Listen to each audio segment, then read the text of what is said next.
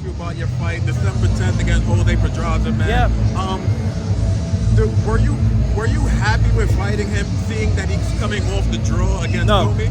No, I was not. However, I'm not gonna overlook a fighter like Jose Pedraza. But was I happy with the fight being set up, him and I at the Garden? Not too much. You know, I was hoping to fight Taylor and everything, but then I already knew that they were making the works with Jack Catterall. See, us fighters, we know insights way before, so it was either Pedraza or Barboza, and I'm not trying to help Barboza when it's a waste of my time there. So I'd rather take the guy that was a two-time former world champion rather than someone that is trying to become one. Gotcha. Yeah. Your honest opinion, though, man, do you think he should have got that win over Comey, or do you think a draw was fair? I don't even think it should have been a draw. You know, honestly, they should have gave it to either one guy, man. You know, Comey seemed like he was the aggressor at one point, at one particular time. So, you know, but hey, you know, with Teofimo though, we don't leave in no draws. Is it true that if you beat Pedraza and you know, if Josh Taylor beats Catterall, that you're fully cool with going to the UK? No, yeah, absolutely. Yeah, we've already talked about this, and yeah, I mean, now you guys are hearing it right here at FightHype.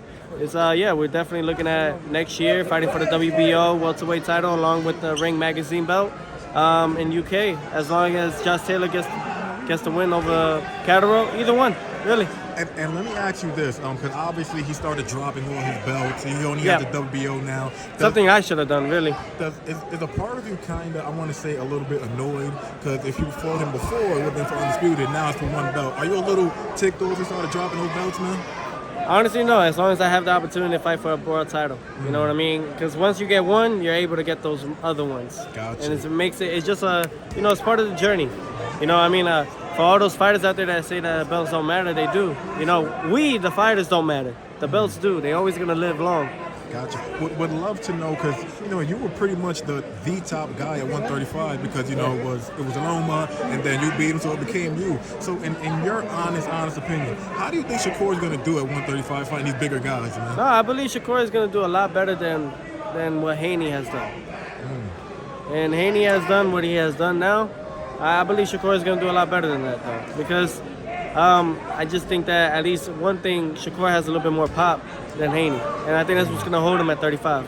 Gotcha. And just last thing, you know, Bob was also saying that if you know Loma beats Ortiz, then you know the winner fights Haney, then the winner ultimately fights Shakur. So let's just say that Devin ends up. It would have been great if he was still there, man. That would have been some. I know, but I can't. You know, at this point, you know, all in a health way. 100%. You know, but so who would you give the edge to between Devin and Shakur, man, if they fought? If they fought, I mean, we seen them sparring. Sparring is a lot different from an actual fight. Those two guys, they faced each other. They've been in the ring amongst each other, man. They have a lot of respect towards each other, but there's something about Shakur, you know, that he don't like to lose. I'm not saying Devin likes to either, you know what I'm saying? I think it'll be a great fight, though, if that was to ever come about. 50-50, I think it'll be a great fight for the fans. Oh, and actually, I would love to know, because you're a guy from when you was like 10-0 or something like that. You were just like, yo, I want these big fights. I'm gonna get these big fights. And you know, a lot of people kind of looking at you like he's only like 15 or 16-0. Like, why the hell should he fight Loma right now? But you were able to get it done. What's kind of like your thoughts on the whole? We're not getting the Spence versus Crawford fight. We might not get Ryan versus Chang. There's a little bit of issue there. What's kind of your message, man? Well, it's true what Stephen A. Smith said. It's the promoters, you know, they hold it hostage too. You know, even if I might get shit for this too as a fighter, right?